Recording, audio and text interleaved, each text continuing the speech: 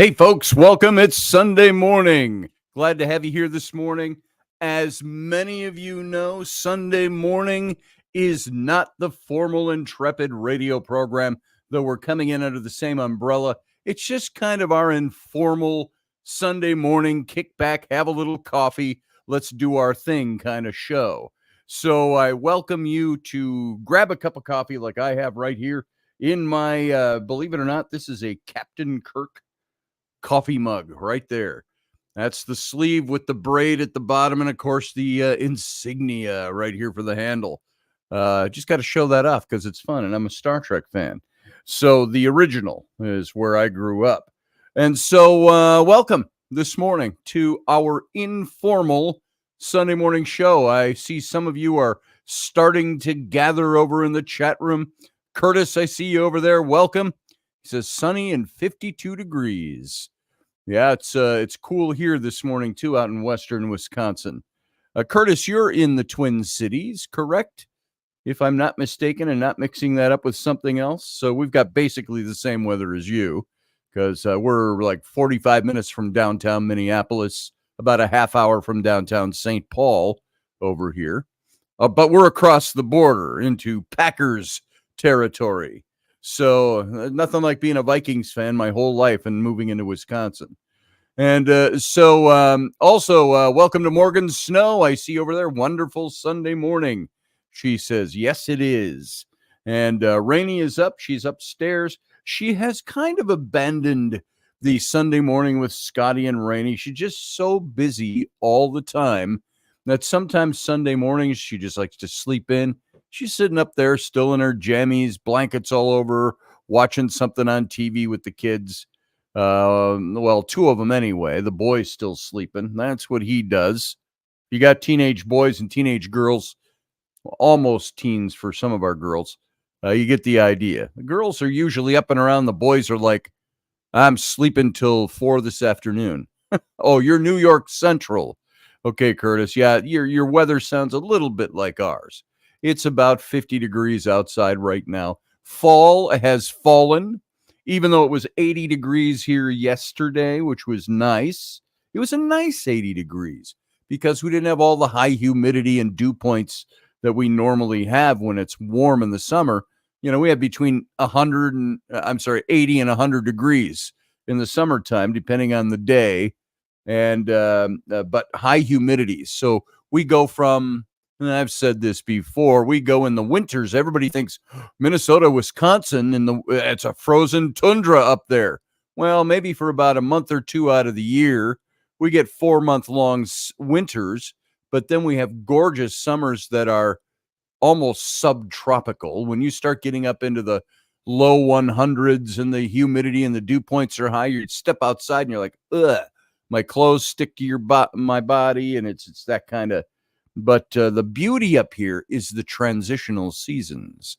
Autumn is absolutely my favorite time of year, and I think a lot of people's. And we have glorious autumns up here, ranging anywhere from in the 40s to in the 80s, depending on what week you are. So what happened to your eyes, Scotty? Yeah, you see that. Morgan, this is all part of that surgery I had. It's been almost a month since they did the surgery on the muscles post-cataract surgery, which was a few months ago. And I'll say this again. I always thought cataract surgery was for elderly people. So I must be getting elderly or something. It's kind of stupid right now. So I had to have the eye surgery, and that was fine. Vision's great. Crisp, clean, beautiful color. The only thing is my up-close vision. I still need bifocals or readers. And when I do illustration work especially, I need readers because I get like 8 inches from my work as I'm drawing or painting. And so that's a little bit of an annoyance.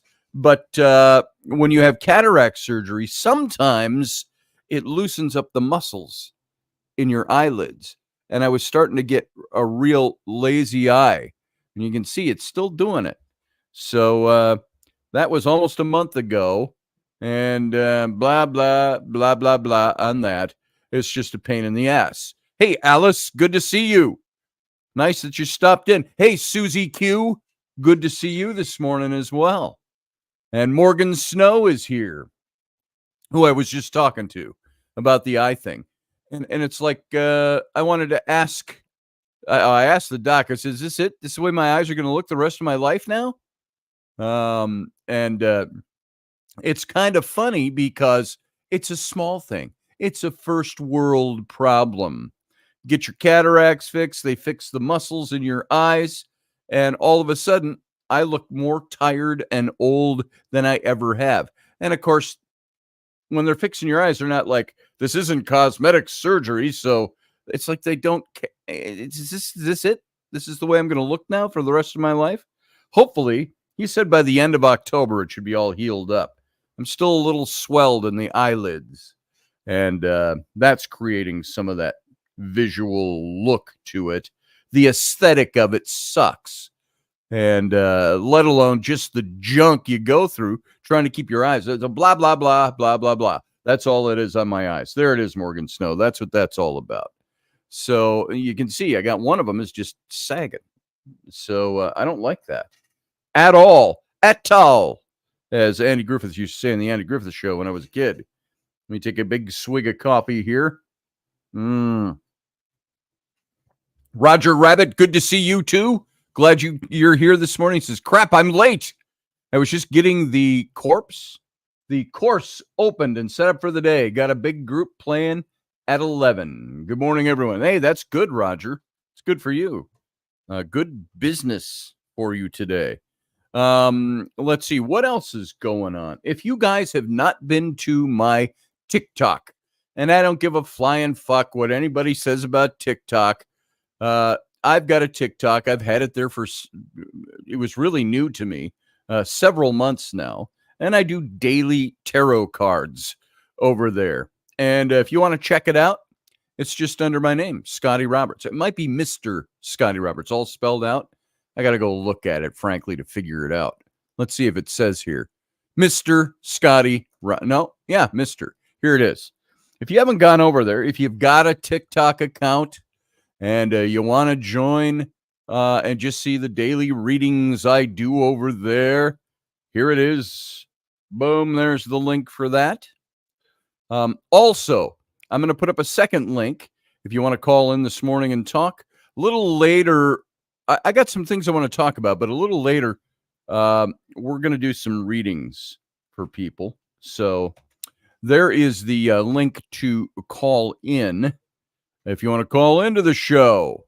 So everybody, I put up a little announcement over on my TikTok. If you're joining from TikTok, welcome this morning. Not everybody's in the chat room. So if you're here and you're taking a look at the broadcast to see what it's all about, keep in mind, once again, that this Sunday morning broadcast is not what the show is every day of the week that I do a show. This is our informal show for Sunday mornings. And so here, I'm just, while I'm at it here, I'm just checking my settings here to make sure my mic is on the right thing. Yes, it is. The USB audio codec is my studio mic. If this is off for any reason or unplugged, it picks it up through the computer, and it's tinnier. It sounds like I'm broadcasting from a tin can. So what's Roger say? They have a neat little surgery for eyelids. They can thread a wire through your eyelids that will assist them in opening. Oh, Jesus. Kinsey might need that in the future on her left eye. Oh, man. Kinsey, she's been through more crap, Roger. I feel for her, and I hope all goes well. I don't want to do anything else to my eyes than I have to do. They said they needed to do this because I was getting a lazy eye, and it looks like it's not fixed. Look at that. Look at that. My eyes are wide open, and it's still doing that. That sucks. And but it's a small problem on the grand scheme of things, which is something that I'm going to. It's a good segue, because if you're like me, you are surrounded by people within your sphere of influence, people in your circles, your social circles, then extend that out to people in your social media circles, which is I think a smaller, it might be larger numbers wise, but it's the lesser important because you're not interacting daily with each other face to face. It's just contacts you have that are out there. But we all are in social circles, and look for a second to family circles, to our friendships, people that we know. Everybody's got bullshit going on. There's always something. And a friend of mine, Rachel Hoffman, she put up a post this morning and she and I, we're on different ends of the political spectrum. We've had a couple of political conversations, but she put this up, and I don't think it was meant to be political. It's meant to be in general. She said, if you think having uncomfortable conversations is hard, wait until you see the results of not having them. Think of that a second. I'm going to repeat that. If you think having uncomfortable conversations is hard, wait until you see the results of not having them. So let me ask you all, do you have any uncomfortable conversations that have needed to be had that just don't fly the way you want them, or you avoid them because you don't want it to fly the way you don't want it to fly? It's uncomfortable. Oh boy, I don't want to talk about that. I don't want to get into that. But not having those conversations does what? It leaves things unsaid, unworked out, problems unresolved. You may come out on the other end of a hard conversation and still have separating points, maybe anger, maybe a disillusion of a marriage or a friendship. I've had it happen. But what I find is that when people close down to not wanting to have the important, difficult conversation, or it becomes a one-sided conversation, that there is no good that ever comes from that. Right, Alice? I agree. I think that's where you're putting the 100% in. Exactly. And I have found more problems in life arise out of not having the tough conversations. That's why I have gotten to the point where I will be diplomatic to a certain degree in situations. But in other situations, I am blunt. I am forward. I'm not blunt to the point where I'm out to hurt feelings. That's not what I mean by that. I'm blunt. I'm to the point. I'm confrontational if I need to be confrontational. But I always, even in those situations, I try to always be, hey, I'm your friend. I'm your family. I love you. I care about you. But this is what I see. And I'm going to state what I see. And guess what? Sometimes I'm the person who's in the wrong on those conversations. And I'm the one that needs to shut up and listen to what somebody else has to say. Sometimes it's my wife. Some of the hardest conversations any of us we have are with the people we're the closest to, the people we live with. My wife, I've lived with her for 20 years. Do you think we don't have conflict? We got conflict. And sometimes you got to say your piece, and sometimes you got to shut the fuck up, and other times you got to be open to listen to what the other person has to say. That is the biggest divider, is arguing, being angry, trying to maintain our own point of view, no matter what. Let's see. I got to blow this up a little bit, Alice, so I can see it. Alice says, I have a cousin who came out as trans. My aunt just ignored it. He was in dark times, needed to be heard.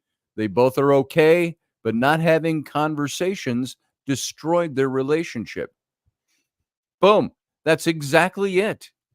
If you don't open up and have the conversation, you can have a conversation and say, I don't like this. I disagree with this. It's not in my moral wheelhouse, whatever. That doesn't mean you don't listen. I've got things I disagree with my wife about. It's rarely on any kind of moral issue. It's usually little, what I would label as a guy, piddly stuff. around the house, whatever.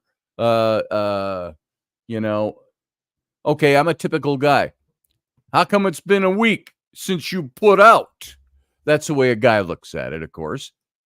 Arguments can arise from that, but trying to understand the other person's point of view in that, which is a lame example, but it's an example, and things that go on around the house with the kids, what you're supposed to do, what bills getting paid, what money was spent where, et cetera, et cetera, et cetera. All of those things, we all have our opinions about how things should go. One of us may be right. Both of us may be right. Both of us might be wrong. The idea is that if you run into these kinds of conflicts, which are daily, if you're a human being that interacts with other people on a close level at all, you've experienced this, and you're going to continue to experience in life. I've got friends right now, very dear friends of mine for many, many years, who are on opposing ends of contractual types of agreements. And they all want to state their case. One side is willing to talk it out and work it out. The other one isn't. What happens in those? When you close off communication, you get nothing worked out. You can be tough. You can play the street fighter. You can swear and downgrade the other person all you want. But when you don't communicate, it all stops right there. And what's left? What happens in marriages? Hey, Rudy Dog. Good to see you, brother. Thanks for coming in. When you have these kinds of situations and relationships going on, the only way to work through them is to work through them. That might mean sometimes you got to suck up a little bit of your fucking pride. Sometimes that means you got to give in areas that you wouldn't normally give. What's the best way to be diplomatic and win a war? There's concessions are made to find a way to peace. Now, some of my friends who are in conflict with each other all seem to have touted being believers in peace, doing things the right way, being good, being right. Yet some of those people still get caught up in not being right when they want their way. When you want your way as opposed to doing what is right to make the situation better, that's where it falls apart. My wife and I went to marital counseling about 12, 13, 14 years ago. And he said, why don't you just tell me what's going on? And Rainey went first, then I went, and we're stating our cases about things. And we were angry. And he says, okay, that's enough. After a few minutes of that, he says, okay, let me tell you something. He says, I'm going to ask you a question. He says, do you want to be right or do you want to be married? Got to answer that question. He says, if you want to be right, he says, then separate and seek what's right for you. If you want to be married, there's a whole nother avenue you got to take. This applies to people who are in business together. This applies to friends who do things together. I've got friends that I see as being in the wrong on things. I've got friends I see that are in the right on things and that have the right attitudes and the right paths to solutions. I see other friends that are just the opposite of that. And so the conflict rages on. And then what happens, hypothetically, everybody gets pissed off, everybody files lawsuits, counter lawsuits, and guess what? That relationship is destroyed forever. Generally, once you take somebody to court over a business matter or money matters or things like that, that's the end. Now, it does happen in marriages where you're filing suit against somebody for a divorce. I've seen a lot of divorces where people have filed suit against each other, and yet they remain friends. They become friends later on. That happens. That's a very deep interpersonal side of that. So, would you rather be right or would you rather be married? Would you rather be right or would you rather be friends? Friends offend us all the time if we appropriate the offense. If we look at it and say, I'm not offended by this, I might be pissed off because I have my interests in this that are not being taken care of. I'm not being coddled the way I feel I need to be coddled, or I'm not being listened to. I'm not being heard. That is the biggest obstacle to everything going on. So, right now, what situation, I'm going to ask, are you in? Do you have situations where you know you're in the right and you're going to fight for what's right? There are situations you have to do that. There are situations you're in where you know you're right, you believe you are right, but maybe the other person needs to be heard too. Maybe you're in a situation where you know, I got to cover my ass here, so I'm going to be an asshole. That's where things start to fall apart. Now, nobody likes to be preached at. I get that. I'm not preaching this morning to anyone. I'm just saying, after seeing this in friends, there are friends who I believe are in the right, and there are friends who I believe are in the wrong. But who the hell am I to be a judge? I don't judge it. I just say, hey, since you guys brought me into this by sharing information with me, I've got an opinion. Let me express my opinion. I think you need to work it out. And if anybody thinks I'm directing it directly at you, you might be right. But it's also, generally, I'm speaking, when you have points of difference with somebody that lead to anger, that lead to separation, that lead to legal action, that lead to all this, do you think you could do anything better than that? Do you think you can be better than that? There's something when I was in my seminary days and my church days. Now, this is very pointed at the Christian community, and specifically, it was written to the early church, the first century church. Don't gloss over now and go, I don't want to hear this now. He's talking Bible stuff. This is principle. It was written in the New Testament. Hey, I hear that some of you in this church are having legal issues with each other. Happened 2,000 years ago, folks. And he's saying, when you are in the body of believers, Christians, he says, why would you like to hang your dirty laundry out before the whole world to see in a public court? He says, wouldn't you rather be wronged than allow the world to see your dirty laundry?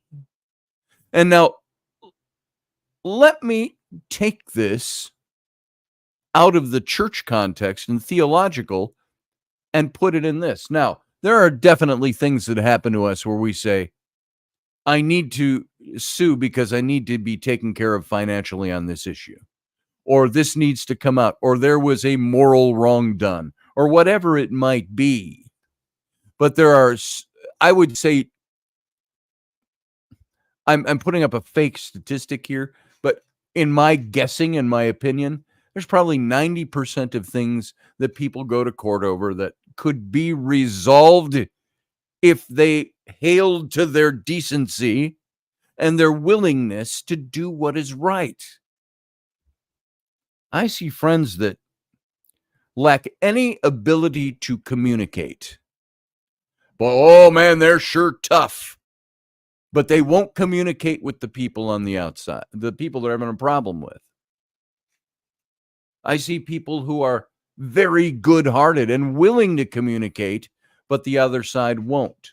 What do you do in those situations? Sometimes you're forced into a legal setting. I know when my wife, way back in the 1980s, we're talking, this was 1988, when she filed for divorce. I went and talked to my pastor, who was my friend. And she just wanted me to sign papers and be done. We didn't have kids. This was my first wife. We were married from 82 to 88. And he said, my advice to you, he says, don't sign anything. Let her do what she wants to do. He says, we're in a no-fault divorce state. It'll be granted either way. He says, let her do the work. If she wants this, let her do it. Just don't participate. And so I didn't. There was nothing to battle over. There was a house that her grandmother had put up money for us to buy. We were in our 20s. We didn't have anything. And so I said, obviously, the house is hers.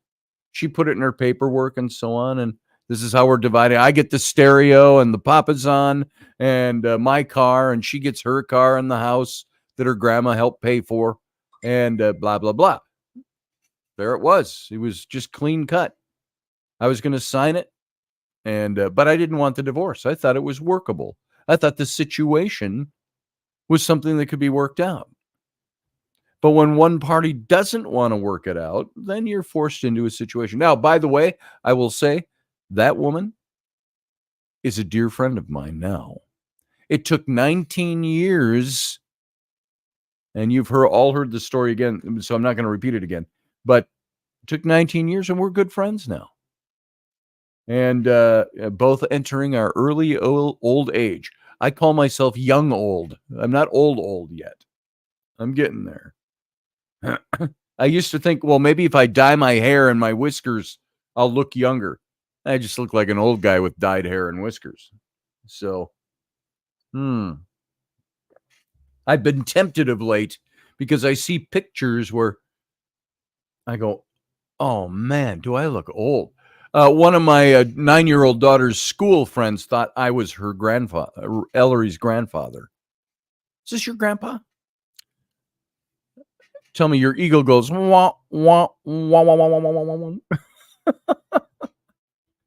So, hey, Lewis Boyce, good to see you, brother. Glad you made it in too.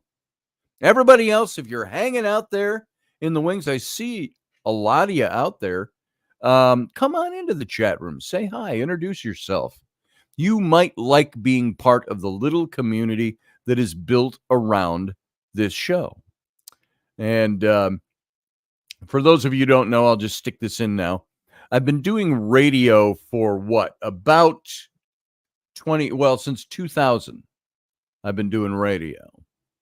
And this show, my Intrepid radio program, the most recent incarnation, as you know, with Odyssey Radio, has been going on. It's over 4 years. Maybe it's closer to 5. Prior to that, it was with a different network. Prior to that, it was with a different network. John Ward and I did the Intrepid radio program. We only did it once a week, Sunday nights at 9 p.m. Central. And he broadcast from Egypt, and we linked up. I was here in Wisconsin, and we broadcast our shows. We had great guests. Sometimes we did recordings, but we did that for 3 to 4 years. Prior to that, with KGRA Radio with Race Hobbs. Rocky Stucci came in and did a show with John and I called The Situation Room. And before that, it was like the Scotty Roberts show, the Scotty Roberts Hour. You know, who cares? It was just branding and packaging back then. And Alice, you're going? You got to drop out. It was nice seeing you all. Good morning, nice seeing you all again. I look forward to next time. Good to see you, Alice. Hey, Jeff Adamson. He says, good morning, everyone, from Mountain City, Tennessee. Good to have you in here, Jeff. And I don't know that I've seen you in the show before, Jeff. Maybe I have. Just space it. Old age squirrel brain. But good to have you here. We're just talking about the things that we all do, and that's getting into conflict without finding ways to resolve conflict. I'm going to state this quote once again, from my friend Rachel Hoffman. She said, if you think having uncomfortable conversations is hard, wait until you see the results of not having them. Damn straight. And that's what we do, is we avoid the tough conversations. You ever do that? This is one thing I have worked very hard to steel myself against in the current day and age, especially, or as I've gotten older. It's that I don't want to let things go because I'm just unwilling to talk about it. Maybe I talk too much, but that's part of doing radio. When you have to sit and you talk to yourself for 2 hours a day on air, it gives you an idea. We get guests that call in and so on, but listeners that call in. But for the most part, if I do 3 shows a week at 2 hours, that's 6 hours, 2 hours on Sunday, 8 hours. I spend a whole business day's worth of time talking to nobody. I'm not calling you nobodies. I mean, there's nobody here conversing with me. And I just got to go and I got to talk and I got to fill the dead air. So I've learned to talk very well. But when it comes to, you're a first timer, Jeff, I thought so. So I'm glad you're here. And by the way, this is for Jeff's benefit and anybody else listening who's listening for the first time. Sunday mornings is not the formal Intrepid radio show. Monday, Wednesday, Friday is the formal show where we talk about all kinds of cool shit. Sunday mornings, we talk about cool shit, but the guard is let down a little bit. I do need a sidekick, Lewis. That's what I like when Professor Bauer calls in, when Jason calls in, JP, when Sarah Yusuf calls in. Those are my sidekicks. But that's usually the second hour of the show when we open it up. Because I do usually have content during the week that I want to get out. I want to promulgate ideas. And so the way my show's usually always been, first hour is spent talking the issue. Second hour is opening it up to callers, talking about the issue or other things that come up. And if I'm Batman, Lewis, I need a Robin. So, or at least maybe I need another Batman. Maybe it needs to be the Batman and Iron Man show, the Batman and Superman show, whatever. Tongue in cheek. Need to have a couple of good hosts. That's the way when Rocky and I did radio. We played off of each other so well that it was fun. When John Ward and I did radio, we played off of each other very well. And it was much more interesting. When it's just me sometimes, I feel like I need to have pictures or something to put up so I keep people's interest. Other than that, you've got to, when you're doing a soul radio show as a soul host, you got to find topics that people are interested in listening to in order to keep attention, to keep people there, to keep people wanting to hear more. I nominate Henson. Oh, Jeremy Hansen's got so much on his own plate. I would love to do a show with Jeremy Hansen. But he's got his own stuff he's doing. Maybe I should ask him, hey, you want to do Intrepid Radio with me? He is a great radio host and has been for a number of years. I did radio with, I was going to say Jeffrey Dahmer. Dougherty. Dougherty and I did a weekly show. And he would call in, and Dougherty does good radio and has for years. So, and it's kind of funny. I'm not saying this braggadociously, but like Jeff Dougherty, when I was doing radio and he came in with John and I, he had not done radio before that. Now he's skyrocketing success at one point. I don't know where he is now. We haven't talked for a while. And this is one of those things too. Jeff and I had a falling out a few years ago. Sad to say. We never resolved it. It's not that I wasn't willing to talk and he wasn't willing to talk. We just never did. We never resolved our issue. So it hung out there. And then it grew stale and it got pushed aside. I don't ever badmouth Jeff. And I hope he never badmouths me. I don't pay enough attention to worry about it. We just went our separate ways. With John Ward, we had a great show. And, what I was going to say about the braggadocious thing, John Ward and I doing radio. Jeff wasn't doing radio before he got involved with us. Then he decided to launch onto his own. Rocky Stucci wasn't doing radio before he got involved with us. Then he launched his own. And he's been through many, many, many, many, many incarnations of what he wants to do, but he's trying to find his way. And so I say, so what to any of that? Everybody deserves to do what they need to do and want to do. And so does this show benefit when I have a co-host? Yeah, because it's fun. There's more to talk about. There's somebody to always bounce ideas off. Dawnette Springer Cook, welcome. Hey, Scotty. It's a sausage fit. It's a sausage fest. You need to have a few ladies to calm the waters after you make the needed waves. I agree with you. That's why Sarah Youssef calls into the second part of the show and shares a lot of ideas. That's why I do the show with Wendy Robertson, my dear friend over in London. We do Tuesdays, and she came up with the name, which was real easy, Wendy Robertson. She said, let's just call it Robertson. And so we do a Tuesday afternoon show. It's been waning up and down the last several months. Health issues, different things going on. But we've got, we did, for doing a show once a week, I think we've got about 45 shows up in archive. Robertson.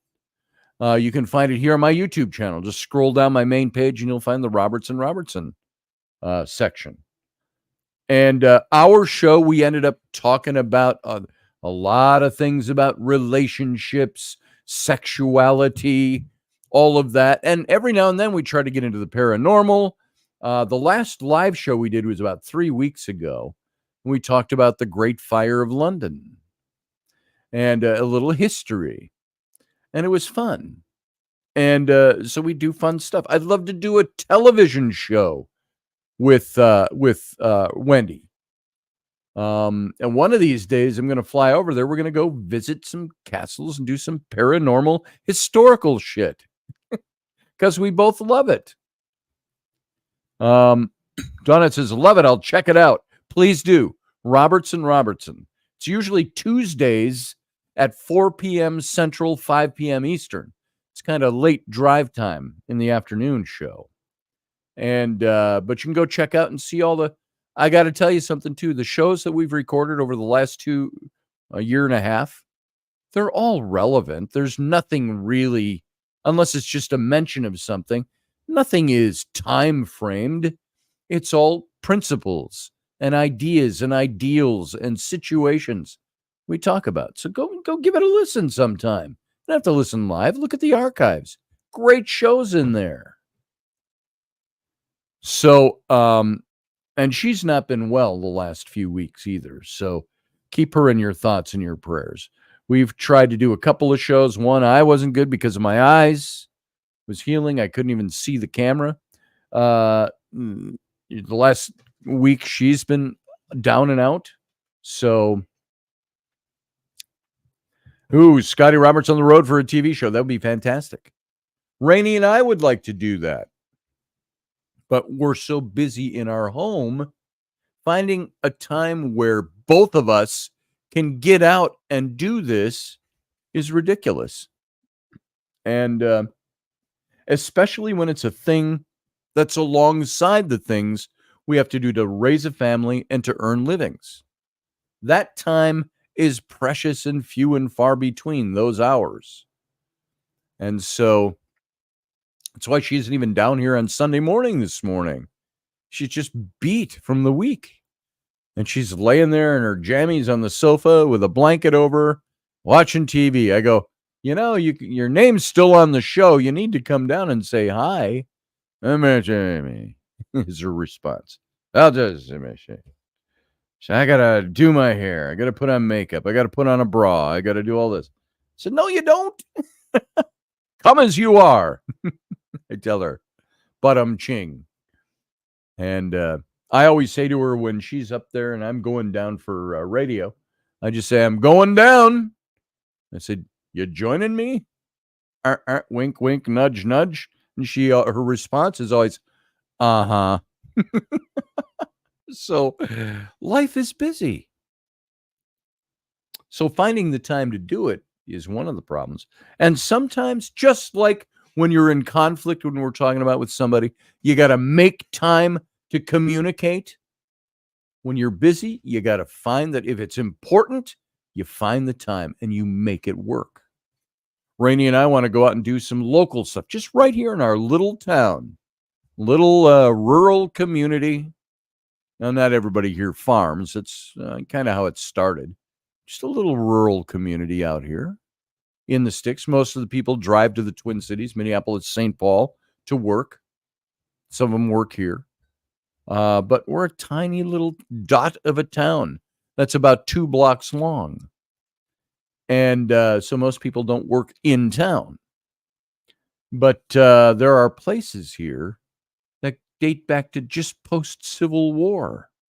This town was founded by a guy named General, I believe he's a General Harriman. He started a logging business here. And then, of course, sawmills and all that. Not a sawmill here now that I know of, but that's how the town started. It's right on the Apple River. One of the biggest businesses in town. People come down to the Apple River to inner tube during the summer. And there were 2 or 3 different businesses here that catered to that. And so Somerset, Wisconsin, where I live, can get overrun on the hot weekends in the summer. So, hey, Jeff, you all have a great day. Duty calls. Adios, says Jeff. Good to see you here, Jeff. I'm glad you checked in. Come back again. So we've all got stuff. I would love to do a show with Rainey. Doing a show with Wendy's great, except she's 3,000 miles away. Getting together to do shows, I'd have to fly over there for a month, and we do our shows. Now, when I went to Egypt and worked with John Ward and did our stuff, I'd go for a month at a time every time I went. 3 weeks, I think, was the shortest time I'd ever been there. There was one time I was there for 2 weeks, and Maria said, extend your flights, stay another week. And I did. And so I would have to go to England for a month. And if my wife didn't love me, she'd probably be really insecure about it. Me spending a month with Wendy. But that aside, that was just a fun comment to make. Wendy and I would do a fantastic show over there. When I go over there, we want to film at least one episode of something. I'm supposed to go over there sometime in the next few months. It was supposed to be a few months ago. My daughters, if you didn't know this, my twin daughters who own the Mermaid Tail Company, doing very well. They had wanted to take me for my birthday last year in November to Scotland for a couple of weeks. Well, that fell through, and everybody in Scotland, all our friends over there were saying, oh, November can be icy and snowy and not very nice. It's kind of the off season for good tourism. So we thought, well, let's put it off till spring. Then they, for their business, they travel all over the world. They went to Singapore. They went somewhere else, Tahiti. They do all these things. And so the spring got nixed. Then it was, Let's try to do it by the end of the summer. Didn't happen yet. Maybe we can still go in October. Just about a week or two ago, my daughter said, what if we try to schedule it for the end of October? And I said, let's not try to squeeze it in. Let's just move it out till spring. So probably in the spring, March or April, I'll be making a trip over there. Unless something big happens and Wendy and I are like, let's just do this. Let's do a show. And I fly over and we do it. That's a possibility. I'm working on my tattoo business, which will hopefully increase revenues here, taking us outside the just making it as a family of 5 into hopefully a little better situation. And Rainey and I can start doing our stuff. I think that'd be fantastic. So anyway, let me drink to that. Coffee. This big mug. You think it would keep a cup of coffee warm long enough? Doesn't. It's already starting to die down a bit. That's just water. So there's my preachiness for the day. If you got conflicts with somebody, seek for ways to resolve them. Get out of the fight mode and get into the resolution mode. We're friends. We've had a difference. Let's resolve it. Even if you resolve to disillusion, to dissolute something, to take it apart, to dissemble it, to separate as friends or couples or whatever, do it to resolve the problem, not to proliferate the problem. So once again, I'll repeat just for the end. My friend Rachel put up this post this morning. If you think having uncomfortable conversations is hard, wait until you see the results of not having them. Boom. Take it from there and do with it what you need to do with it. Just take it to heart.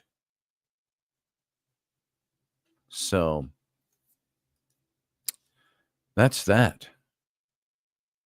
Who said Gina, who's been here in the chat room, she private messaged me, what kind of popcorn are the Scouts selling? I'll get back to her after radio. But if all of you, this is that time of year, I've hit the radio show up for this before. My daughter, Ellery, is every year the Scouts sell popcorn. Girl Scouts have their cookie drives. The Scouts have their popcorn drive. Now, it's ridiculously expensive popcorn. A bag of popcorn for $20? Yeah, it's usually pretty packed, heavy bag, though. It's not like half of what the bag could hold. I always liked the caramel corn. It's some of their best stuff. They got chocolate-coated caramel corn. They got chocolate-coated. They got cheese popcorn. They got all kinds of popcorn. I will find a link here, and I'll put it in. You can go over there and order online, and it'll go right under Ellery's scouting stuff. And all that does, her selling popcorn helps her go to camp. The expensive, there's so many expensive things, just like with school anymore. So much expense going out the door for everything. If you're a parent, you know exactly what the hell I'm talking about. So much stuff. And I'm looking for the link. That's funny. Rainey put up a link and I put share it on my page, but I am not. Oh, there it is. Here's a link. I'm going to put this in here. If you're interested and you want to help Ellery out with, and Rainey and I actually too, with scout camp expenses and things like that, here's the link right there. And you can go in and it's in the chat room, folks. If you're watching in Facebook or in Instagram or on X, you might not see it. You have to come to the chat room and see it. But here, I'll over on Instagram, because some people come in there and like to watch. Here's that link for popcorn. Boom, there it is. Popcorn link. So I cannot emphasize enough that it helps the scouts. And whether you like the scouting organization or not, the good things it does for kids is immeasurable. And you might not agree with everything they do or every stance they take. They're even getting a little woke sometimes, which bothers me. But if you want to help support a kid in scouts, go over and buy a bag of popcorn, or 2 or 10. So there's that link. You can go check it out. And that should take you right to Ellery's page as a scout. So, so popcorn's up. Now, I promised at the beginning we'd do some readings. We've gone through almost an hour of this show, maybe 55 minutes so far. And I'm going to do a couple of one-card readings, maybe 2, maybe 3, depending on how it comes up. If you'd like to do a reading, have me do a reading for you live, be right here. You don't have to call in. I would prefer that you call in. You know, just being in the chat room and go, oh, do a link for me, do a reading for me. I can do that. But why not just call into the show? You don't even have to show your face, just your audio. Here's the link to call in. There, I put that into the chat room as well. I'm going to go put that over in the, hey, is it YSN? Isan? Or is that YSN? Over on the Instagram page. Come on over if you want to. Here is the call-in link for anybody watching in a different venue. I'm just pasting. Boom. Call-in link. And post. There it is. So call in.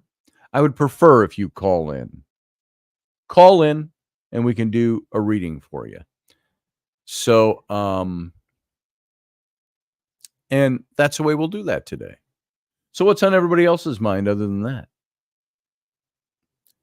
And if you want a reading and you want to be anonymous, you're not anonymous if you're in the chat room, unless you're using a pseudonym over there. You can call in via that, and it just shows the pseudonym. Nobody has to know who you are other than by your pseudonym. Or if it's your real name, you don't even have to show your face. Just call in, because then we can do kind of live feedback from what we're getting. Susie Q has to make breakfast, and so she'll be listening. So let me do this. I'm going to start it out this way. I'm going to do a kind of a general reading here right now. And just to kind of show you, if you're not familiar with it, just to kind of give you an idea of how I do readings and the kind of thing that you would get if I do a reading for you. So many of my listeners, you're already familiar with what we do over here, and how I carry these out. And so this might be just repeated information for you, but Rudy Dog is right in the middle of eating breakfast. It's all right. It's not going to take you a half hour to eat. So if you want to call in, you can. Here's what I'm going to do. I'm going to use the Golden Tarot, which is a tarot deck I read from many mornings over on my YouTube channel, or I'm sorry, my TikTok channel. And it's done by Kat Black. It was a deck that was put together by her. You know, I don't think I'm going to use the Golden Tarot. You know why? So I've got another deck that I use that has been my standard deck, also done by Kat Black. It's the Touchstone Tarot. Now this one I've got in a big box with the big ass cards, and I've got the small deck. It's been my deck that I take with me when I travel and stuff. Just a small, almost the size of a regular playing card. We'll use the big deck because I don't see that one here. But the Touchstone Tarot. And comes with its own little book of their definitions of things, how to read them. It's all basically the same thing. But this is the deck that Cat Black from New Zealand put this deck together. That's the deck I had with me back in 2008, I want to say. And I was at the Queen Mary with the Ghost Hunters, and I think I was speaking at that event and also read Tarot at that event. 2008. So that makes it 16 years ago. And I had this deck. It was a new deck that she came out with back then. Somebody broke into the room where I'd been doing my readings. I had my bags in there, my satchel full of my cards. I had money in there, and the room was locked up. And somebody stole it all. I had Christmas presents. It was a December event. Somebody stole the Christmas presents I'd bought for my kids and my wife. Money, my bags, my cards. And I remember telling Cat Black, do you have any more of those available? Because it was a limited run. And she sent me a deck. And that's the deck I've been using ever since. The little deck in the black pouch, velvet pouch. It's laying on here somewhere, and I don't know where I put it. My desk isn't that messy, but I got stuff on here. So, hey, get down off of there, Cat. You don't belong up there. Get down. Yeah, you know what I meant. Cat's up crawling on my art table. Last time a cat did that, he walked through, he had a cut on his foot, and he walked across one of my paintings.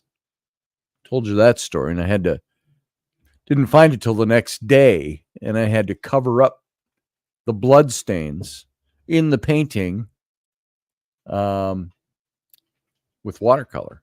And actually, it worked. Nobody knows it's there. I know where the blood is. Nobody else does. It was in one of the Tamo hair painting.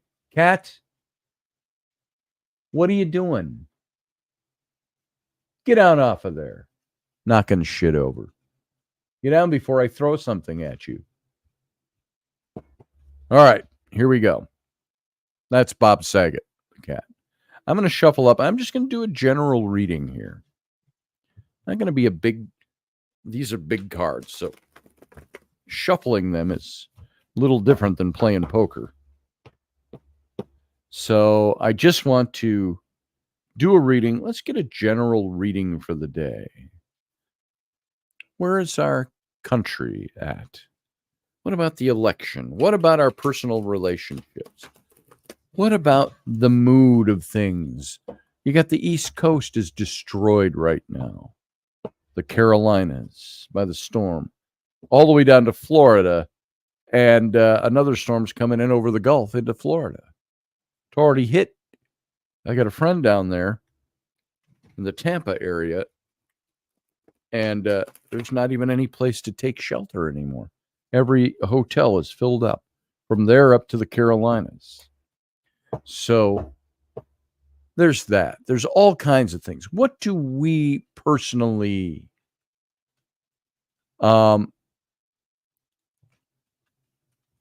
need to know today? Oh, I'm seeing what you're saying, Morgan Snow. Sorry, never called in and never will. Have to say that you and your show were a lifeline when my husband called 4 years ago. Died 4 years ago. That's okay. There, like I say, if you don't want to call in, we can still do a reading. I'm just trying to get. If you want to call in, I've never actually put that parameter on readings before. But if you want one, Morgan, I can do one. So a Dawnette can't call in either. So I guess that little rule I made up at the last minute here, call in this morning with a reading, we'll just throw that out. We'll just do it like we've always done it. But let me do just a reading. That's a general reading. Then I'll do one for Morgan and then one for Dawnette. All right.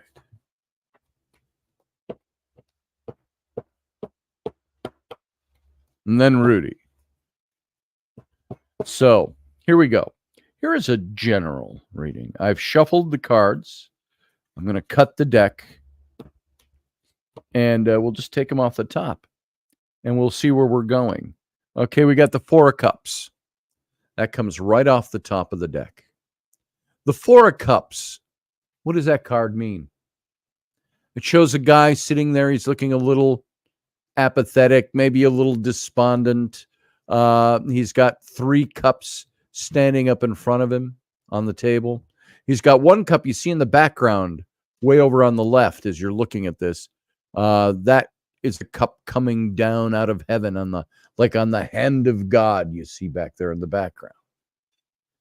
This is a card that says, it's pretty much a card that says, you're looking at this guy and he's going, the pastures are greener on the other side of the fence. I wish I was over there doing that. I am detached from, disillusioned by, not happy with where I'm at. I'd like to be doing the other thing over there. And he's become, a little despondent with it. And he wants to be over there. Meanwhile, if you look at this, all the cups sitting in front of him, he's got 3 cups full in front of him, but he's discontent. Nothing is changing to influence his state of discontent.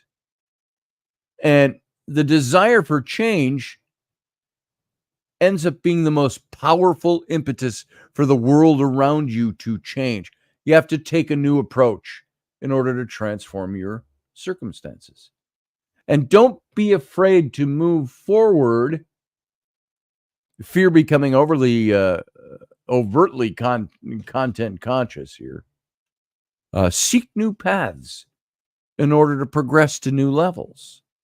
And there's going to be long delays before you reach them, especially if you ignore what's sitting right in front of you. This is saying this guy right here wants to be somewhere else. He wants to move forward, but he's ignoring the 3 cups he has, and he's ignoring the gifts, opportunities coming down from heaven. And he's not saying anything. He's not looking. He's not paying attention.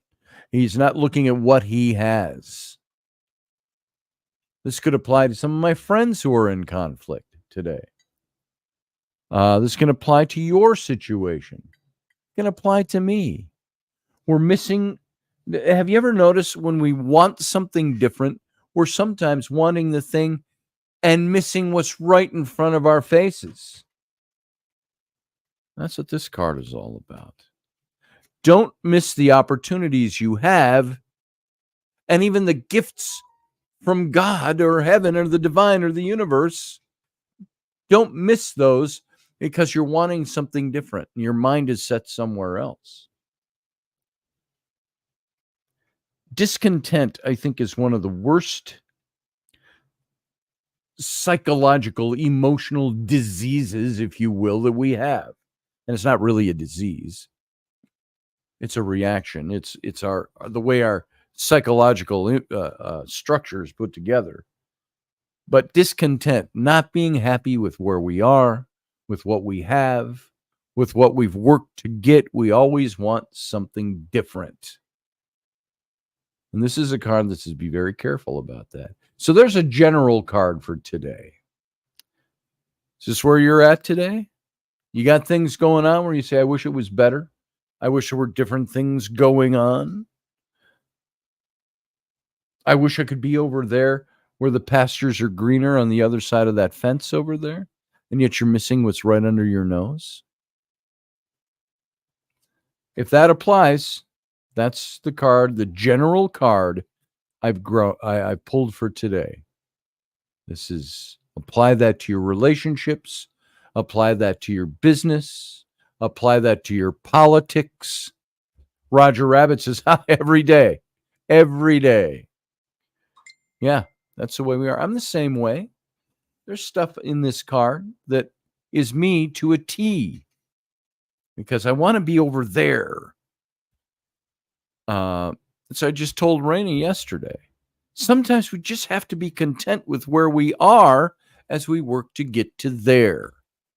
And here I am. I'm going to be 64 in a few weeks, and I'm still working at getting to where I want to be. If you get to where you want to be, is life over then? Be content with what you have. Don't miss the gifts while you are striving to better yourself and to get to that other place.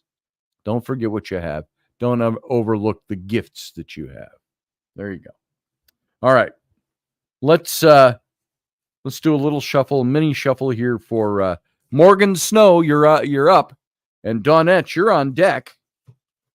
So here we go.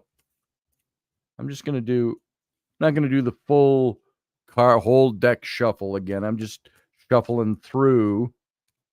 If you were here, I'd have you, Morgan, draw a card out of this deck. So I'm going to do that on your behalf. So here we go. I'm going to cut the deck there. I'll pull this card. Here is your card, Morgan. It seems to me in my weird, vague memory that I may have pulled this for you before, this card, or something like it. I've got the Six of Swords right there. This card shows a family. They're loaded up in a boat. You see the husband, the wife, the child she's holding. Way in the background on the distant shore, you see a city.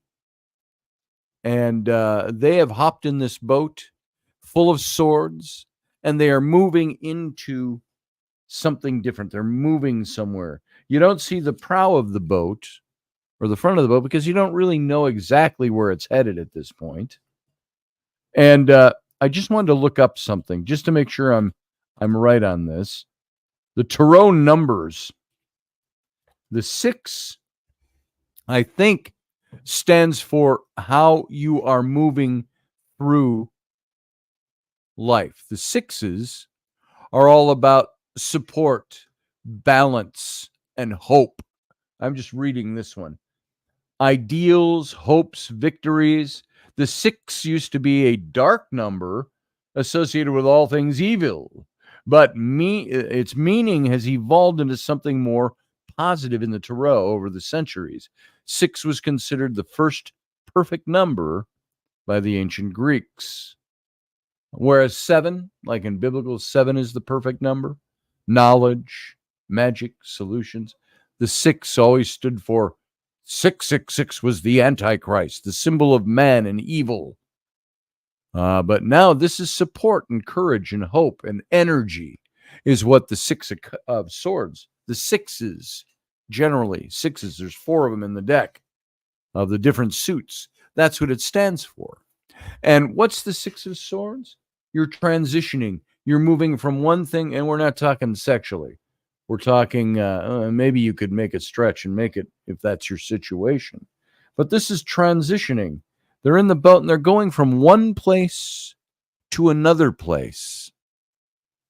Not necessarily sure where they're going, but they're making that movement because that city on the horizon behind them no longer serves their purposes or has become an intolerable place to stay. And so, Morgan, you've overcome a major hurdle in your life while also staying true to yourself. And the understanding and the objectivity that you've developed is going to lead you to a better future. But there's going to be a change in your life for the better, a transitioning to something else, a burden or a challenge that you're going to have to face. It might bring you to a new path. And the challenges that you're going to face are going to eventually be overcome. The struggles are necessary, though, to provide growth. And you need to find your way into a better future. So the 6 of Swords, even though Swords is the suit of conflict you get, conflict you give, it's the suit of power and authority, grasping that sword. It's the power of intellect and strength, the suit of those things. And this is symbolic of a journey or an escape into mental clarity. It suggests really a better positive future or a possible period of calm that's straight ahead of you. You're moving forward, and it's going to require you to use your logic, your natural intellect, but the end result is fairly positive with this particular card. So right now you've loaded yourself up in the boat and you're moving into something better. And it's because the things back here that are in your past are the things that you've left behind or you need to leave behind because they have grown either no longer useful for you or at the very worst intolerable for you to remain there. So you got to move on from it. There you go. That's your card today, Morgan. JP, I see I'm going to get to you. You're on a short list here. I've got Dawnette Springer Cook is next, then Rudy Dog, and then you, JP. Let's do this. I'm going to reshuffle this deck a little bit for Dawnette. Dawnette, you're front and center. Rudy, you're on deck. And then JP is up after Rudy. So let me just shuffle these a little bit. Already did the major shuffle. We're just doing the minor shuffle now. Just rearranging them. And Dawnette, you are a pretty gifted psychic and reader yourself. But as I know, it's like a physician is the worst physician to themselves. You're welcome, Morgan Snow. I hope that's helpful. And so I read cards. I rarely get readings. So it's always nice to have somebody read you. I get it. So here's what I'm going to pull for you. If you were here, I'd have you divide up this deck and pull the card for you that feels right. I'm doing that on your behalf today. Little psychic connection there, you know. Here's your card. What do we got? We just had this on my TikTok. This is one of the bleaker cards in the deck, Dawnette, for a reason. So, Ten of Swords. And you should probably already know what this card means, but let's read this. You see here a guy laying on the side of the road, left for dead, because why? He's got 10 swords sticking out of his back. The dog is there, symbolizing this dog that's ready to lap up the pool of blood that's there. It's no good. This card has a definitive, believe it or not, this card is end of chapter. Something has come to an end, and it has left you for dead along the side of the road, if that's bleak enough for you. Rudy says, when you draw my card, use your left hand. I'll do that, Rudy. You might be serious. I thought you meant after seeing this message that you were like, use the other hand. So when you get 10 swords in your back and you're left for dead, I always like to go back to Billy Crystal's Miracle Max from The Princess Bride. He looks at Wesley and says, well, he's not dead. He's almost dead. That's what this guy is. You're not actually dead. You're almost dead. And this almost dead is because of whatever the circumstances are that got you into this, that's ending a chapter. Now, here's the thing. With this card is you can hear the dogs barking upstairs. With this card is the prediction, promise, whatever. Part of the card is saying, you got 10 swords sticking out of you, but you're not dead. You're almost dead. You're going to survive this. You're going to heal from this. You're going to move on. The problem with getting 10 swords stuck in your back, however, what do you think the problem is? It leaves scars. You might heal from this. You're going to go on. Life is going to go on. This too shall pass, blah, blah, blah, and all of that. But you're always going to be left You stick 10 swords in your back and be left for dead, and you heal from that, guess what? You're going to have 10 scars on your body for the rest of your life. I've got, God, back in 1995, I was doing stage sword fighting. And I don't know if you can see this, pointed it out before. There's a scar right here on my arm where somebody ran a sword right up into my arm while we were live on stage. And I bled all over the place. Rudy, you'll know this. It was at the Iowa Renaissance Festival back in 1995 or 96 when that happened. And I had to run to the hospital, get it all stitched up and all that. That's because you're left-handed. That's what I wondered, Rudy, because you draw with your left hand. So scars remain. This is 20 years old. And guess what? I still have a scar.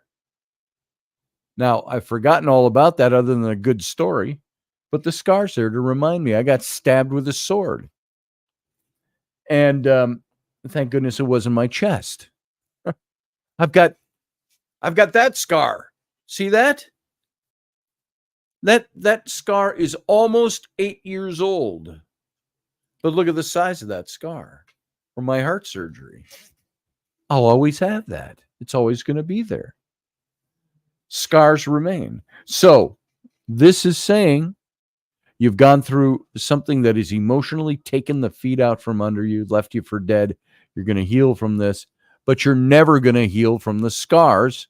But time will gloss over the pain of it, as it always does. And again, swords is that suit of power and authority, intellect, knowledge, of cutting conflict that can cut both ways. That's what the Ten of Swords is all about.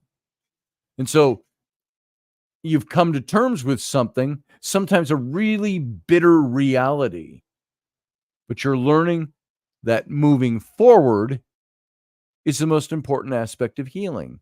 So this card, while you're left for dead, it says it's the end of chapter. The beautiful part of the card, like the Tower card, where everything is crumbled to the ground, you are left saying, all I got now is open road ahead of me. I now have the ability to reshape, rebuild, regroup, and create something new. This is the end of something that was very important. It's either happened or it's about to happen. So you have to be prepared to deal with the consequences. Nothing in life is permanent, is what this card is about. You have to assess the direction for your near future here of where you want to go. You have to be aware of following the opinions of other people. God, I hate that sometimes. We look to friends to give us good advice. Well, you know what I'd do if I were you? I'd punch him in the throat. You know the kind of stupid advice we get. But you have to recognize this sudden negative outcome in something, some endeavor in your life. It could mean you've had personal failure. You've had ruin. Your mortality is accompanied by depression, feelings of being broken and crushed by the weight of the world. And this is harsh and negative. It's a negative card, for no doubt. But it says you're going to heal from this and you're going to move on.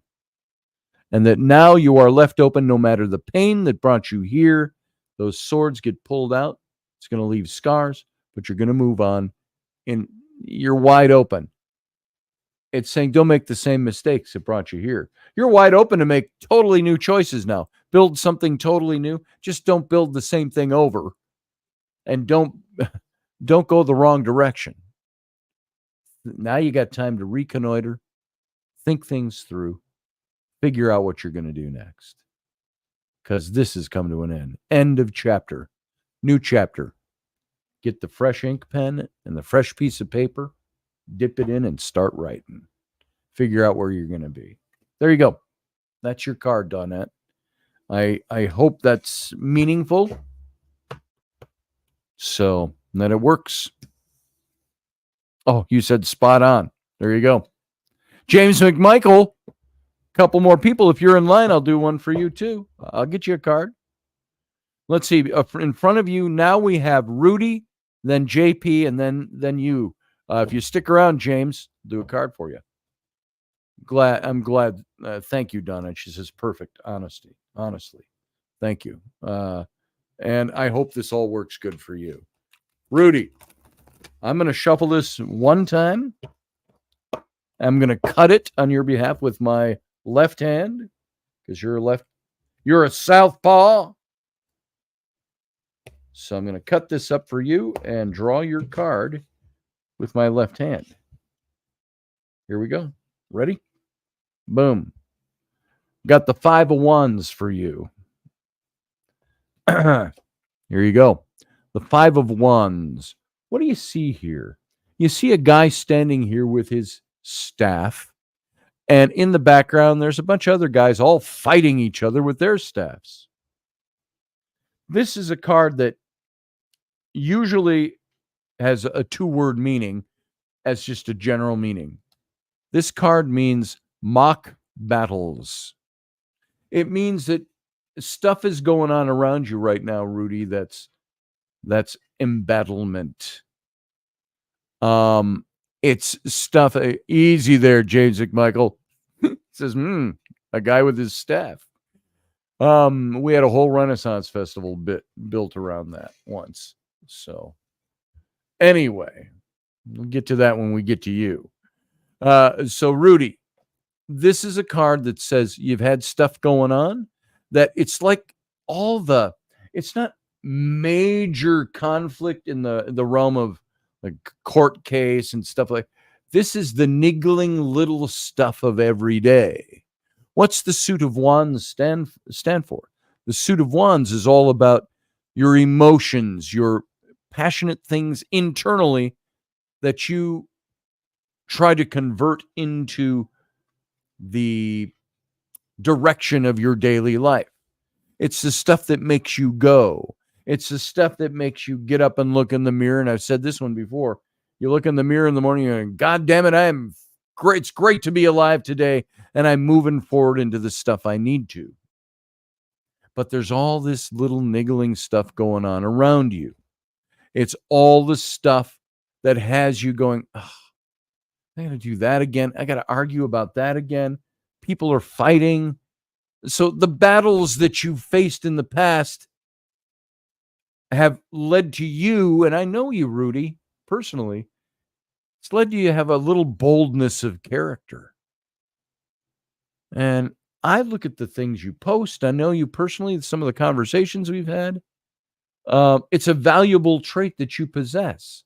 This is about boldness of character, but only in moderation. So facing adversity requires tact. And it might feel as though your progress is way too slow. And it's far too delayed by the obstacles in your pathway. I'm not getting there. I'm not getting to where I want to be. It can be physical stuff going on. It can be emotional stuff going on. It could be just the bullshit of day-to-day life. There are days I say, if I could just clear all the bullshit out of my life, it'd be so easy to get where I want. And some of the bullshit isn't always external. It's internal. It's me holding me up. This could be talking about miscommunications, misunderstandings. These are things that in your very present could be posing obstacles to you moving forward. And there's going to be an opportunity in the near future with this card that's going to require you to tame your boldness in order to succeed. No one can decide your actions but you. So you got to rely on your strength to achieve any kind of balanced progress to the things you're trying to get done. This suggests, this card, the 5 of wands, that you're going to be challenged in some way, having to defend yourself against others. It brings with it feelings of struggle. It's anxiety. It's an overall unease with internal battles that yet have to come. There's kind of a negative foreboding with this, but also keep in mind that the Five of Wands is mock battles. It's all the little niggling stuff that's going on around you that you can put your hand into and bring it to life for you, or it's affecting you, but you go, look, I'm not even going to stick my hand in that. It's going to die out. So there you go. Right now in the very present. By the way, folks, when I do these little readings, this is a snapshot of the here and now. You know what you can do?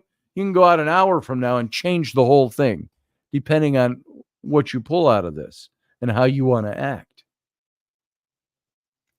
You might get a totally different outcome. Left as it is, this is a reading of where you are at the moment. Just keep that in mind, Rudy. So you got all this junk going on around you. Stick your hand in where you need to. Let it do its thing. Pull in your boldness to want to insert yourself into it and say, I'm just going to let it play out. It's going to die out. So there you go. That's where you are, brother. I wish you the best in this. I hope that helps. JP, you're up. And Michael, James McMichael, you're on deck. You'll be right after JP. Let's do a little shuffle in here for JP. You still there, Jason? So let's see what's going on for Jason today. And we're just going to do a little rearranging of the cards. Now, I believe this is a good point to say this. I'm a pretty practical guy. I'm pretty pragmatic about things. Even though some people would look at this and go, wow, you're really out there. You're loony. Cards? Come on. Well, I believe that just as much as we live in a natural world, we live in a supernatural world. And we're affected by those things. And all of this stuff is real. It's out there. Something not necessarily governing our lives, but watching our lives. This is cards I found as a way for God, your spirit guides, your the universe. However you want to look at it, something is giving you a little guidance with this. Sometimes it's nice to get a little direct guidance, isn't it? Rather than look in a rule book that was written hundreds or thousands of years ago. I'll just go by what it says here. What about for right now? What about today? What about now? And I just had somebody over on my TikTok where I do daily tarot readings. Somebody put, you know what you need, brother? You need Jesus. You need to rely on Jesus and throw out those cards and so on and so on and so on. That's his point of view. He's welcome to it. And my take on that is, he's trying to tell me the cards are not a biblical way to pursue anything. And I said, are you missing? There was something that influenced me this in the cards very early on, 40 years ago when I started reading them. Look at the Old Testament. They had the Urim and the Thurim. They were stones. Nobody knows exactly what they looked like or what it was, but the priest would cast stones. It would be like casting chicken bones or reading tea leaves or something like that. But the thing was supposed to be, God guides the stones. How do we know God doesn't guide the tarot for you? And they would take action based on what the Urim and the Thurim said. Casting lots, casting stones. This is no different. I'm not calling on the powers of darkness. I'm calling on God and the divine, the universe, your guiding spirit, your angels, however you want to look at it, however you view it, however you let it affect your life. So here we go. Jason, now that I've got it shuffled up while talking, if you were here, I'd have you put your hand to the deck and cut it. I'm going to do that on your behalf right now. I'm going to cut this deck right there. I'm going to pull the first card off the top. Here you go. Jason, I've got the Ace of Coins for you. This is actually a very good card. Now, you know me. I don't like to do readings that are like, Oh, and the cards. Oh, it's so wonderful. You're going to have love and the riches and pay me $5. It's nothing like that. This is a card that says you are sitting in a good position for a door to be opened that's going to benefit you on your material, the plane of your material well-being. You can call that finances. You can call it job. I call it, because I don't like to specifically say, oh, you're going to get a windfall or something's going to be plopped into your lap. I like to say that this is a card that says what's going to happen to you right now is that something that affects the nuts and bolts of your material well-being is going to be affected by the ace. And the ace in this deck, they're all represented by these angels. And the angels are bringing these messages to you. Your time has been well spent, is what this card says. And you're going to be eventually achieving some modicum of success that you're really been pursuing. And the projects you have, they're going to start paying off. Not that they haven't already. This is saying it's going to pay off now. And it's going to be like in the very present, having some kind of reassuring news that's coming to you. It's going to help you realize that you're on the appropriate path to receive the recognition and the material rewards that you've been pursuing and deserve. This is all about being destined for a major gain, a major upswing in your plans. It's financial gain. It's successful endeavors that are ending in promotion, success, good luck, good fortune, however you want to look at that stuff, as well as emotional stability. So this card, the coins, has more to do with your material well-being, but tell me the lack of material well-being doesn't affect us emotionally. It's like the old phrase, money doesn't buy happiness. True. But you know what? The lack of money buys a hell of a lot of unhappiness. So it does affect us emotionally. The material things in our life affect us emotionally. So this is an upswing in emotions too, as a result. So the angels all kind of herald this. The word picture I like to use, it's like they've taken a door frame with a door in it, and they've set it out in the middle of nowhere, and they open it up. And there's something very different than what's all around you through that doorway. And the angel doesn't push you through, but the angel is saying, there's the open door. You know what to do. You know how to treat this. You know where to go. You've got your plans you've been working on. You've been building something. Now is the time to step through that door and grasp the opportunity that's now there. Now, I don't know what your situation is, where you say, I could sure use a reading. Maybe it has nothing to do with any of this stuff. Maybe it's something different. Maybe it's job related, career related, financial reward related, material nuts and bolts of life related. But it all affects you emotionally too. So something is going to, there's an opportunity that's opening up for you that you have opened up. Don't get me wrong. It's not like, oh, where the hell did that come from? It's something you're going to recognize. It's the stuff you've been striving for. And this is the card that says it's going to fulfill it.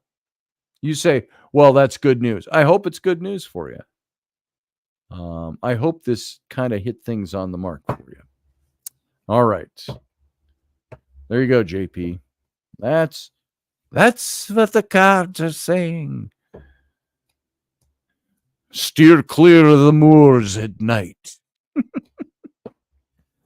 For even a man who is pure in heart and says his prayers by night may become a wolf when the wolfbane blooms and the moon is full and bright. I remember it from the Lon Chaney Wolfman.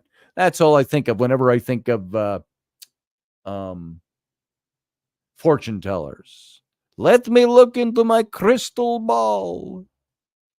I said if one crystal ball works, why not two? JP says, indeed it is. Hasn't quite hit the mark yet, but now I know I'm on the lookout. There it is. Be on the lookout. That's all you got to do.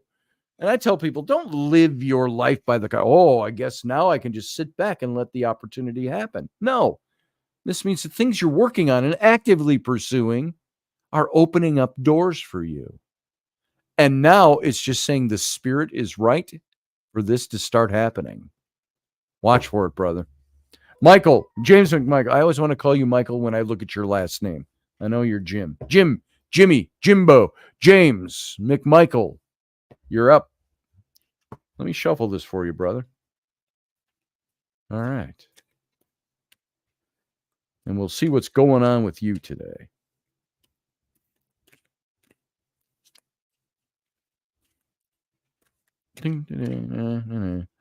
I see. Now, I'm not the believer that the cards magically transmogrify in the deck and draws the right card for you.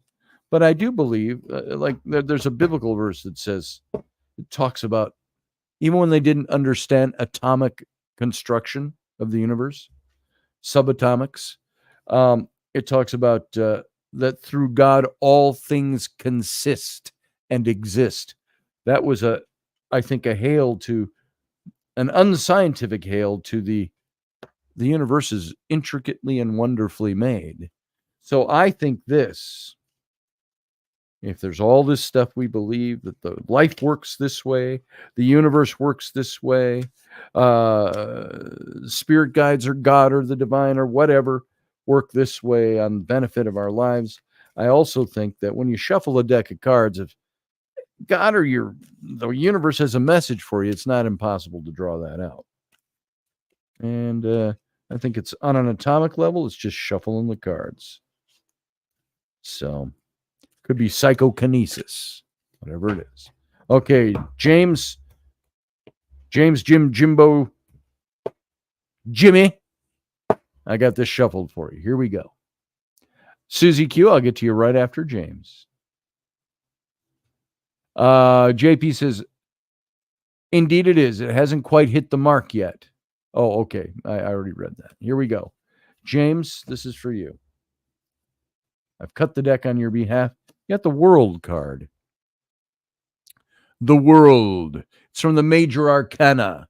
The Major Arcana is the not one of the four suits in the tarot, but the messages from God, so to speak. These more esoteric messages. And the World card, it's kind of like saying the world is your oyster. It's in the palm of your hand. And there are the laurel wreaths. There's if you look at this card, the big laurel wreath that's wrapped around this figure. It's all about recognition. I'm not talking like, oh, I'm in the spotlight. No, it's all about being recognized for who you are and what you do. And the World card is a card that is basically telling you that you've become the teacher.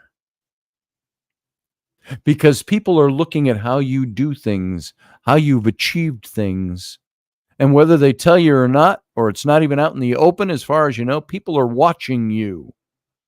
They're witnessing how you're carrying out your life, and they're learning from you. So you've become the unwitting teacher. And it's a positive message because they're all going look at how Jim got through that. That's what I need to be doing. The path you are on right now is eventually going to bring you full circle. It might take a while to realize it, but the journey is going to allow you to accept new responsibilities, new points of view, and the present moment is going to bring you the fulfillment of, I hate to put it this way because it sounds so sing-songy, but wishes coming true. A long desired change in scenery. either on an emotional level, a career level, maybe it's transitional. It's moving from one place to another place physically. And it's going to help you. This card is not help you. It's signaling that you are going to find satisfaction, that you have to accept the ideas of others to be as equally valid as yours for this to play out the right way. And you have to find your purpose in it all to accomplish this. Same with dreams. You have to first be aware of it to make it exist. And there's no guarantee for success, but the experience you gain is going to have the potential to fulfill your desires. The world card means for you, it means satisfaction, success of a journey's end. Not the end of life, but the end of this particular facet of what you're doing. There's fulfillments. It signals fulfillments, rewards, certainty, clarity, positive outcomes. These are all things that are directly associated with the presence of the world card. So, I think it's also, I've put this connotation to this card before. It's all about being a hero. You are the one that is stepping out and doing what needs doing, and you become somebody's hero. Maybe more than one person's hero. And they are learning about life from you. So this doesn't necessarily mean that the reward is going to be, oh, I got riches and I got this and that. It's fulfillment of things that you've been striving for.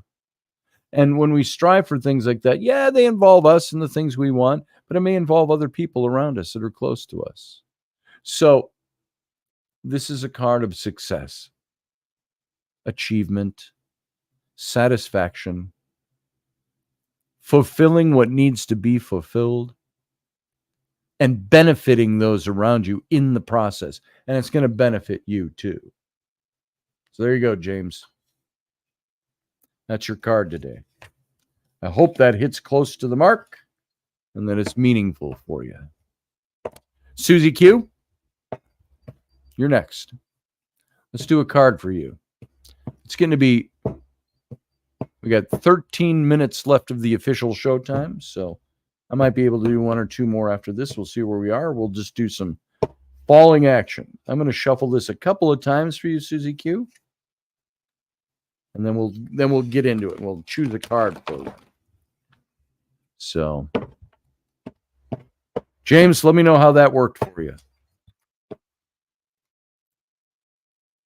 Here we go. One more shuffle, and then we'll draw a card for you, Susie Q. Whoa, that didn't work. See, it does what it's supposed to do. Last one was a weird shuffle. I got big clumps of cards moving instead of individual ones. I'm going to cut this for you, Susie Q, and let's just pull a card. This will be your card. Here we go. I've got the 10 of Wands. Wands, again, are those represent our emotional makeup, our passions. It represents the things that we strive to do to better ourselves.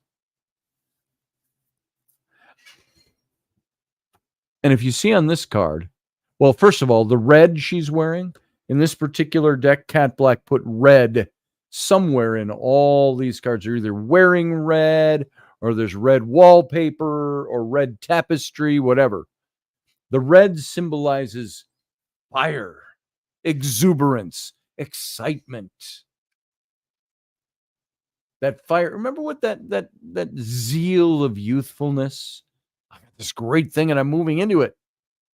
That's what this is about. The 10 of Wands shows, in the old decks, it shows a guy. Here it's got a woman. She's carrying this huge bundle of wands, or sticks, if you will. And in the background, I don't have my glasses on. I left them upstairs. I think this deck also shows a city in the background. In the old decks, there's a city on a hill in the background, and you're moving down the road carrying your bundle of sticks. The idea with this is that be careful, because while you're working to fulfill your dreams, your goals, you're carrying so much on yourself that the way you're carrying your stuff in life, you're not going to get where you want to go because it's becoming overburdensome. Or you're going to have to find a different way to carry it. Walk a few steps, set it down. Walk a few steps, set it down. Eventually, it's going to exhaust you. You're never going to make it to that city on the hill under those conditions. So this is a card that says either lighten your load, figure out what's important and what's not important, pull some of those sticks out of the stack and say, as much as I want to, I got to put this aside because I need to prioritize. Or you delegate. You find other people and say, I need you to carry this stick for me up to that city up there because it's just too much weight for me. You delegate the load, or you break it up and say, I can't do this by myself. So this is a card that's about taking care of yourself. First of all, there's nothing wrong with taking care of ourselves. Yes, we become a selfish society. There's no doubt about that. It's all about me, and I need my me time, and I got to do my me stuff, and I got to make me meal and drink my whatever I'm drinking, and it's all focused around me.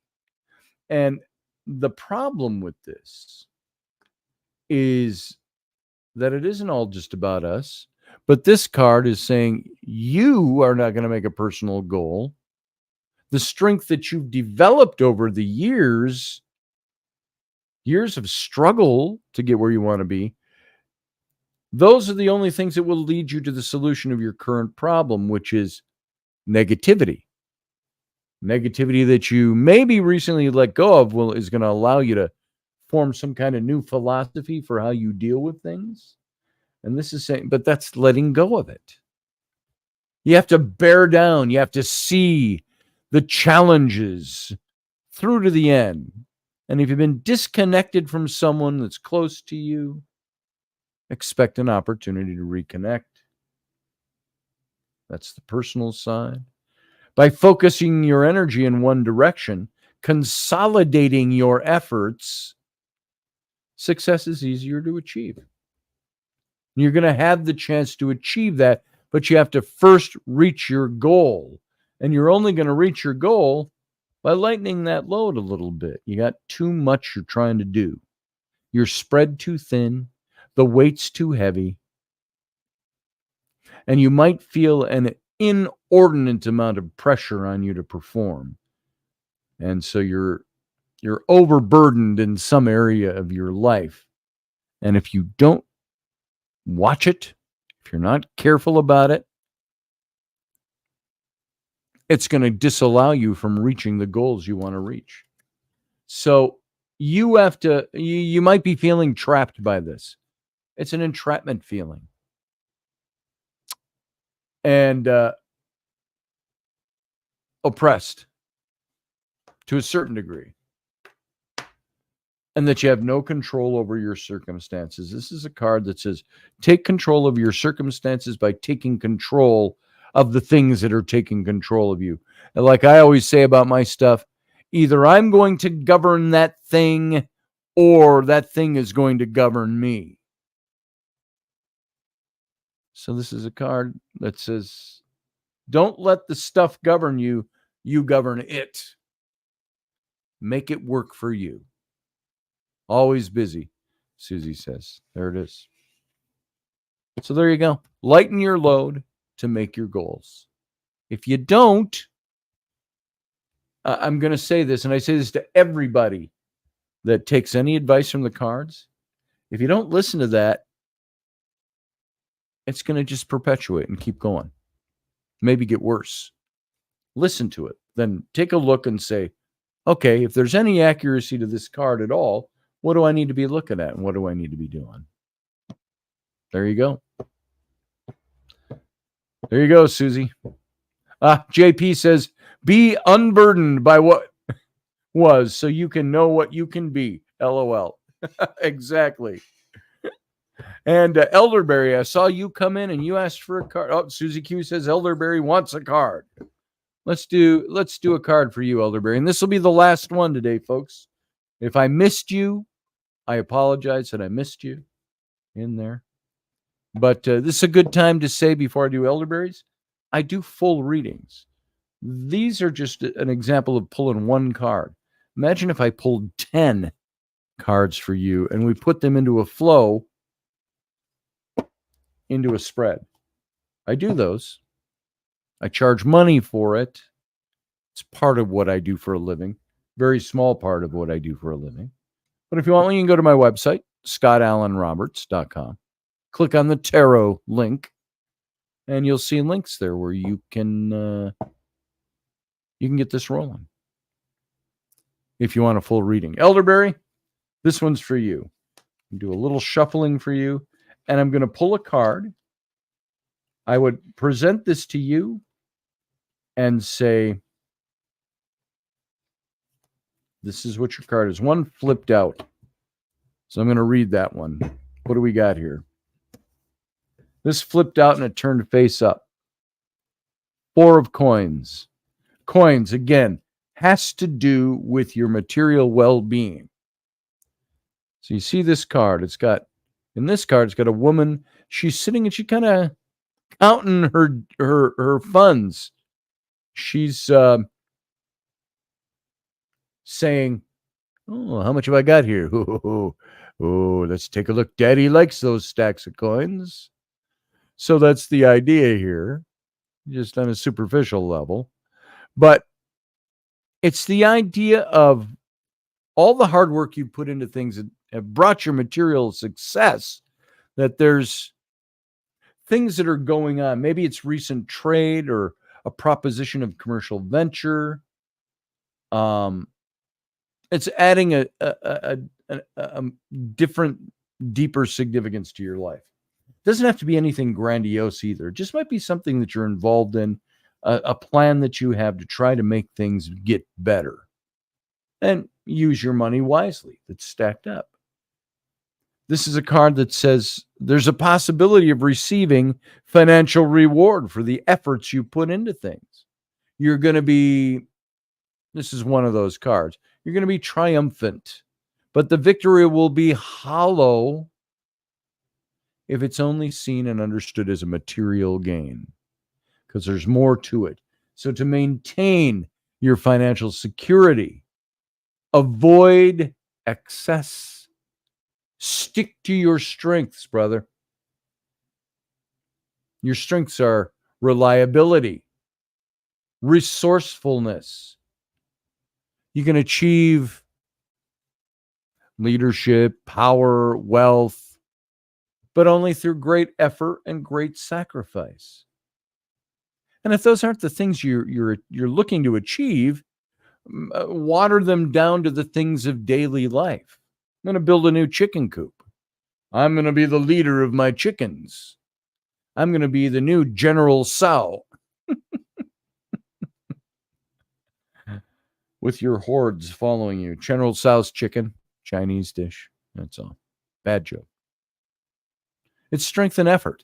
So this card stands for security, stability, the presence of elemental balance in your life. It suggests being smart, being frugal with what you've already got, and remaining on a strict budget, but with the security of only positive outcomes. How about that? Moving forward will likely require, on your part, some tenacity, some perseverance, some stick-to-itiveness. It's a positive card. Just says things are going okay, and they'll continue to go okay on the material aspects of your life if you keep your nose to the grindstone. That's all that says. I hope that works. A commercial hit. Oh, you got hit by a commercial right in the middle of that? Did you catch the whole thing? Sorry about that. Might have to go back and just review the last 10 minutes of the show to get to it. It's 11 o'clock, and we're pretty much done. Elderberry, there it is. Because I don't know what parts you missed. So go back and just play it back. And in a few minutes, it'll be available once we sign off. So there you go, folks. Done with readings. Thanks for being here today. Remember, what was the thing we started off with today? I'm gonna give it to you one more time. Do you remember what it is? It's that thing about our conflicts in life, the things that we deal with. If you think having uncomfortable conversations is hard, wait until you see the results of not having them. Take that into your day today and see how that plays for you.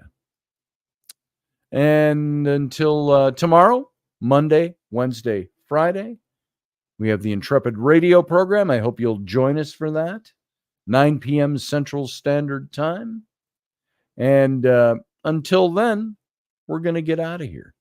So all of you, till next time, live long and prosper.